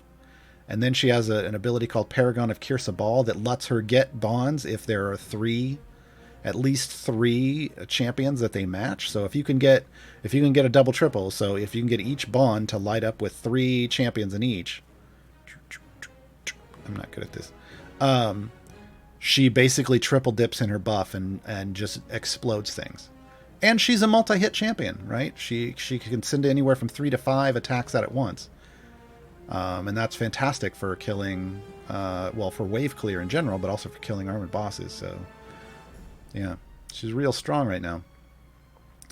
Are there any tips on how to keep Omen's Champions of Tomorrow up for 30 seconds? Yeah, we talked about this at the top of the screen, but I'll do it again. You want to put him in the middle of a formation like this one. You want to surround him with fast attackers. Ideally, you just want the fast attackers to be... You want at least one fast attacker here in front of him and one fast attacker behind him, because they will spread that Champion of Tymora to the front and rear. And then you just stay there. You can sit on one. You can probably sit on one level. Probably. Let's look at it again. I don't feel like you have to change levels for that. Yeah, just maintain it for 30 seconds. I feel like you don't have to maintain... I don't feel like you don't have to change levels for that at all. Why did I not? There we go.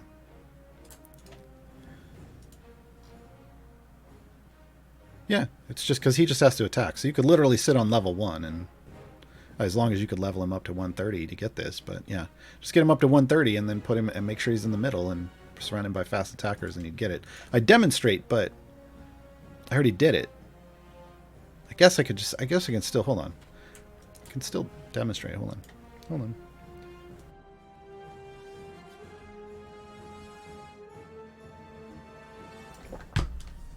So I would take Ariza out here. I would put Omen in. And then I just want to make sure there. Now, so I see how it's everywhere? See how it just kind of went everywhere? Like it's this big, huge symbol, right? But it's falling off occasionally. So the way I make it so that it doesn't necessarily fall off that bad is just to make sure that I have people who are attacking fairly quickly around him. Also, if we look down here, where is it? Hold on. I gotta level him up a little further. He has another ability that's helpful to this further on. No, I want close. Yeah. Okay, where is it? Known associates. So the duration of Champion Tymora is doubled on champions with the AC Inc. or the C-Team affiliation. So if you have other AC Inc. or C-Team champions... Where's Jim? Here we go.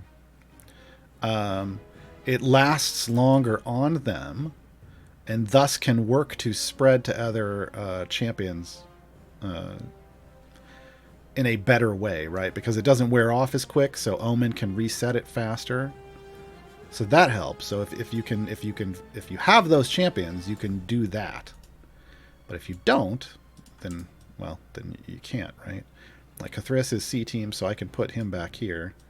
And what he'll do is he'll help to keep it on Sentry.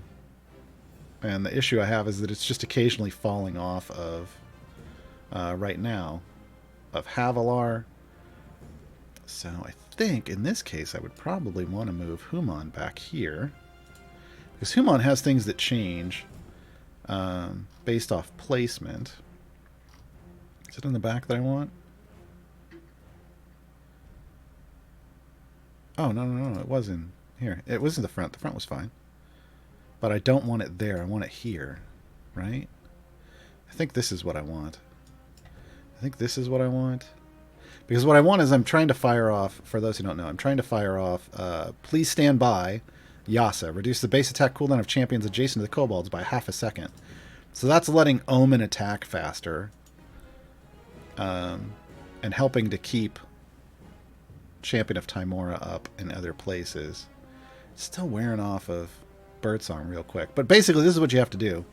Because you've got to keep those champions that are adjacent to Omen covered in that, and if they attack, then they spread it. Every time they attack, they spread it. I think the big issue I'm having here is we're at a level where I'm killing everything instantly. If I were somewhere where enemies were building up, there would be a more consistent attack from everyone, and it would just stay lit up the whole time. It would stay lit up the whole time. In fact, I'm just going to leave this like this, and we'll see if we can get there. Other people are having some other options. Put Omen at the top of Prudence's formation, choose non-adjacent. Sure. One of the reasons I like Mad Wizard, though, is that the blessings in Mad Wizard speed up. Here we go. All champions get an attack speed reduction, but then champions in the front and the back get another half an attack speed reduction, another half a second. And the faster, so that means Omen's attacking a little slower than everybody else, and you want people attacking fast after him to spread stuff. So it just, I like it better like this. Oh yeah, and here you go, his ultimate, Spirit Guardian. Thanks for the reminder, Maciel. The duration of Champion of Tymora is doubled as long as the spirit remains. So, but that means that for a short period of time there's going to be an even longer duration in that. Yeah, so if you want to rotate that, that's a long cooldown though. That's a long cooldown, and they're not out for a super long. Where are the best places to place familiars when you have fewer? It depends on it. Yeah, it depends.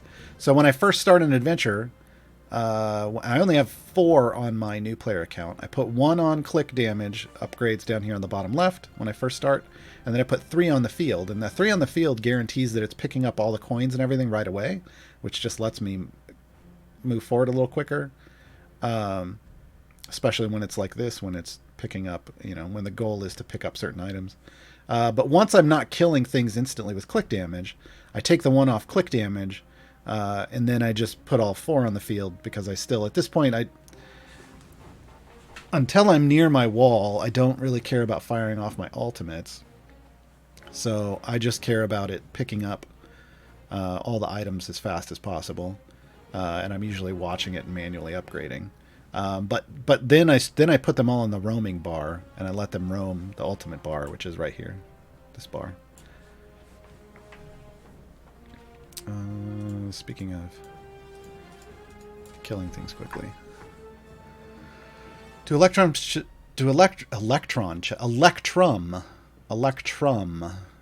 It's not protons and electrons. It's Electrum chests provide more loot for event champions. I mean, yes, in the direct sense that that's the only, like, Electrum chests drop loot for every champion you have unlocked, so the pool is going to include core and evergreen plus event champions. So they do drop gear for event champions.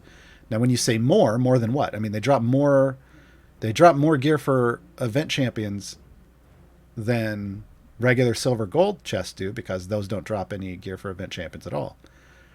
They drop less gear for event champions than specifically named event chests, because that's all that drops there. So I'm not sure what the relative relation is. Whether Jim is good in combination. Question is whether Jim is good in combination with Elcoria for a Shar formation. Maybe. You're going to have to try it out with your Jim. So here's the thing, is I don't use Elcoria with my Ashara formations. I tried it on stream, it did okay. But ultimately, when I walled out, I switched back over to Tyrell, and my Tyrell is better. But you have to understand, my Tyrell has thousands of item levels on him, because I've been playing the game for almost 4 years now. So it may be better to do an Elcoria formation. And then you're just going to have to see who you're putting in. And is Jim the best option? Jim is a support. He's a support DPS, so Could be. What server did you play on in Star Wars Galaxies? I was a Wander Homie. Wander Homies for life. Do stats go up at all after hitting the cap on level upgrades? If you continue to put points in, like if you continue to try to upgrade after you reach the soft cap, every level is like a 1% bonus to damage, but it's just damage, so it only really matters on your DPS. And even then, that's so small. It's not a huge deal. It's not going to get you a whole lot unless you have a ton of levels you can put in. But if you're just soft capping it for the first time, it's not a huge deal. How do I set up Archon best? Oof, that's a whole thing. I did a whole guide to that. It's not named Gaarawarr's Guide to Archon Formations, though. It's Gaarawarr's Guide to Advanced Formation Strategy, and it covers Archon and Artemis because they both use a similar mechanic to maximize their efficiency. With Archon, you don't want to buff him directly. You want to buff him adjacent. You want to buff the champions that are next to him, and you want him to usurp those buffs off of them and thus magnify them on himself. So that's what you kind of want to look for. Is you want champions that have directed buffs and not necessarily just general all champions buffs. They can have a combination of both, but you have to play around with what your current setup is and see what's best for you. Are any of these event free plays one of the really good Zorbu farms? Off the top of my head, I don't think so. Hold on, let me go look at them again. I don't think so.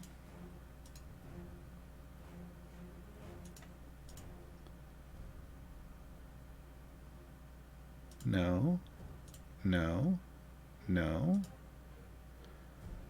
No. No.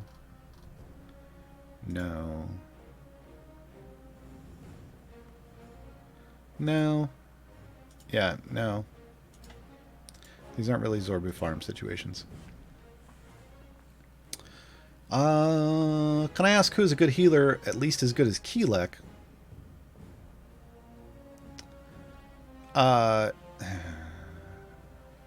Clax Online, this is situationally dependent. I kind of roll my eyes a little at Keelek because most of the time I would rather have the shields from Calliope preventing damage to my party than heals from Keelek. So it depends on, I guess, what your goal is. I will say if you're looking for full party heals, situationally, the best healer in the game is Briv Steelmarrow, the tank.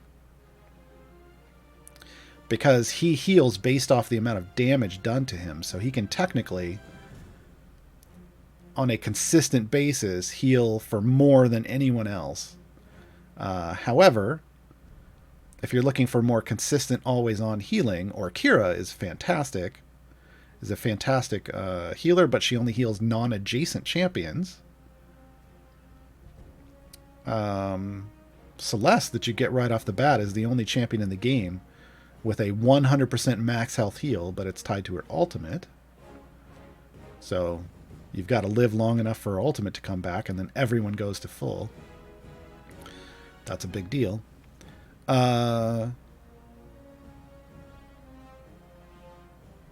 Dinar can heal. He puts a heal over time on anyone. He checks, like, did a champion take damage? And then they're in the potential pool for a heal over time. He drops a heal over time on different people every second. Yeah, in certain situations, Sasaspia is a decent healer, but I would say in slot 1 or Kira tops Sasaspia. But yeah, so it just depends on what exactly you're trying to do and what you need heals for.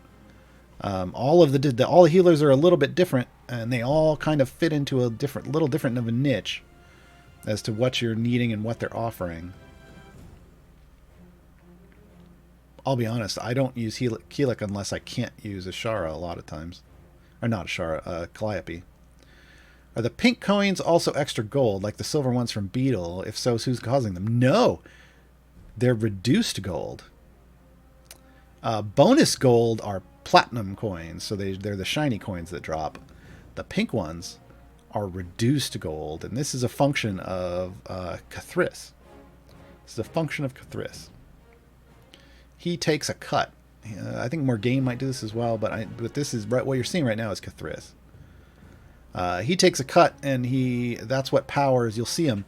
It's going real slow, but you'll see them sucking up to him. They all go to him. If you just look at his character, you see the pink coins going to him.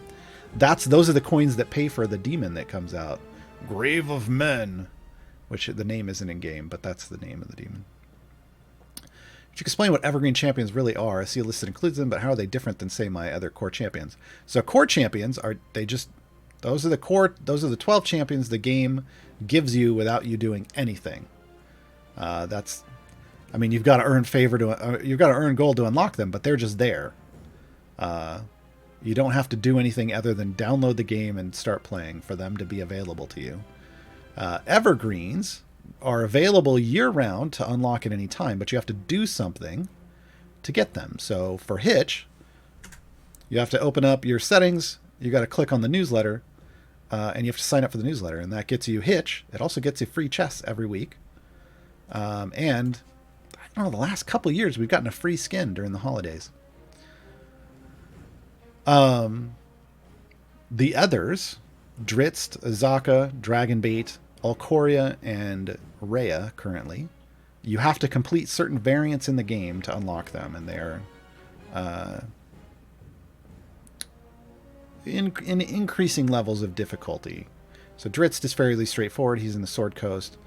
Zaka and Dragonbait are in Tomb of Annihilation with ramping difficulties. Zaka's is easier than Dragonbait's. And then Alcoria's in Waterdeep, and hers is harder than all of the previous ones. And then Rhea is in Avernus, and hers is even harder than the previous ones. We'll get one in Icewind Dale eventually, and that one will hopefully continue to be harder than all of the previous ones. We like this kind of progression.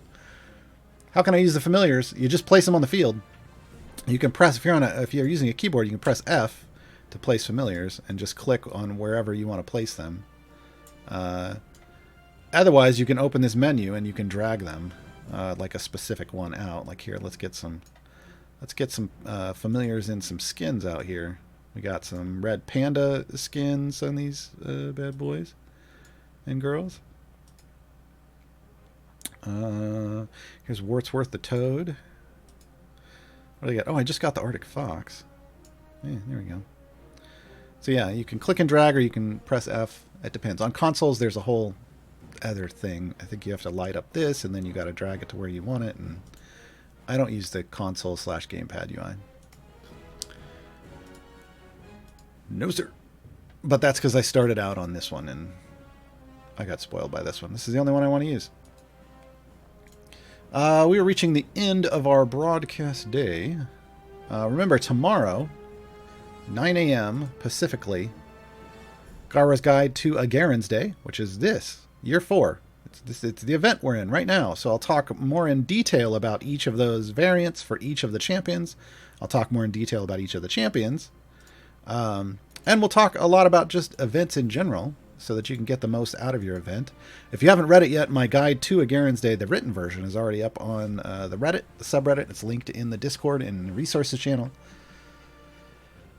So you can get some just basic general information out of that. I find the downside of Calliope is that she has to be third column and then buffs in front of herself. I have to have second column. I don't agree. I don't agree. So I don't care if she's back further, because I can still shield the entire party with her ultimate. I can still shield the entire party with her ultimate. And usually that's enough. Plus, also, again, this is also dependent on what champions you're using. I use self-shielding tanks. I use Ayla and Tyrell for the most part when I'm tanking. They don't need anything Calliope has to offer. Calliope is there to shield everyone else in my party. They can take care of themselves. So yeah, it just depends. It depends. But in a situation where, personally, where I'm trying to choose between Calliope and Ashara and Keelik, getting my Era Coker mixed up, I tend to lean towards Calliope, personally. Everybody else is welcome to play however they want. I just like preventing damage. I like preventing damage. Do your familiars get shared with multiple parties? No, they are linked to one party, period. Just like the champions. So, yeah. That's why it's good to have. That's why I have lots of familiars, is because when I actually build out all my parties, I run out. But usually when I'm streaming, I'm not running 3 parties at once. So we came in on Bardic Inspiration's most recent song, Judged by Gaarawarr. We'll go out on that. But it's actually a short song, so we still got time. If anybody has some last-minute questions. Man, that was only a 2-minute and 20-second song this week. That's actually a really short song. Do we have anything else in chat? Oh, don't forget. Also, if you're a new player and you want to see how this stuff's done on a new player account, I will be playing on my new player account on Sunday, noon Pacific. Stop by. So Twitch TV/Gaarawarr down there. I will be unlocking Dragon Bait. And if we do that quickly enough, then I'll probably also be doing Split the Party 1 to get my first Modron core. Can you recommend some quick damage characters? You mean fast attackers? You kind of just have to use whatever you've actually got available that attacks quickly. Birdsong's pretty quick. Frida's not horrible. Dritz isn't bad, but it just depends on who you have on your bench. On your bench. Is Prudence Avern a good combo? Avern goes well with any DPS champion. So yes, Avern's the strongest support buffer in the game, to my knowledge, currently, because of the way he kind of multiple dips into the buffs that he gives off with 4 mirror images going out. So yeah, for me, I think if I'm going to run Prudence, I want Krull and Baloth, because Trader is going to give Trader and whatever the ability is from Baloth that makes things explode into confetti and do damage to things around them. That gives Prudence AoE when she attacks, and because she's a 7-second cooldown on her base attack and she's single target, she needs AoE. Looking forward to Azaka run. Oh, did I say Azaka? No, we already did Azaka. You can watch the Azaka one. That's the VOD up on my channel. We did Azaka last week. We're doing Dragon Bait this weekend. I'm having trouble getting patron influence because I can't get to level 250. I'm trying to use the Shara, but it's still hard. Any tips? Head over to the Discord and the Formations channel and have people look at your formations, ultimately. If you're using a Shara, but you're not able to get a bond to 3, then that's the problem. That patron may not allow you to use the champions that you need to get her to light up a bond, which means you may need to find a different DPS. That's part of the challenge of doing patron stuff. Which champion should you focus this event? I mean, I focus all of them equally, but generally speaking, Omen, and then I think Prudence, and then Jim. But after Omen, it could be whatever you want. Yeah, 7-second cooldown with a 50% chance to reset on kills. Specialization. Sure, if you choose that specialization, it's nice, but RNG could still be RNG, and it's still rough. That's still then just another single target attack. Is it Morbid Excitement? I always forget. Isn't Giant Strength wasted if you use Fire Breath, since click damage is doing the killing? No, because the Fire Breath is based off your Bud, and your Bud is based off your champion damage, and Giant Strength buffs your champion damage. It all links together. Do it all. What should be the priority time gate focus after you've passed Split the Party 2? Whatever champions you still need for pushing and for patrons. And that'll be it. I think we hit about 90. Not all of those went into the document. But we're going to call that 90 questions answered today, folks. I will catch you all tomorrow morning. We're going to go out with Jason Charles Miller doing Judged by Gaarawarr. See ya.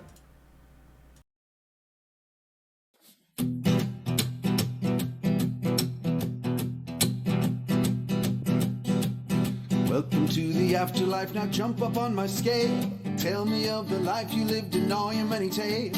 If you tell the truth, you just might gain your divine right. But if you lie, I'll set your soul alight.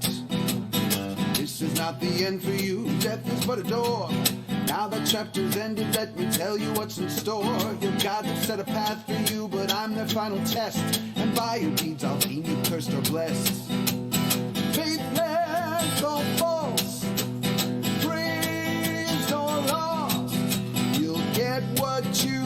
deserve and nothing more. When you're judged by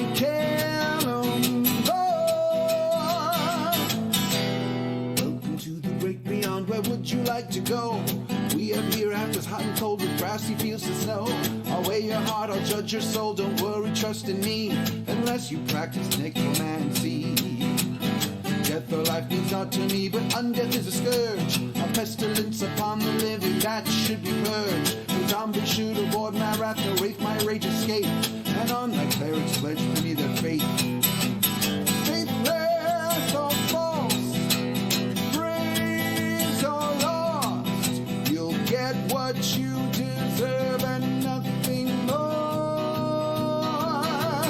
When you're judged by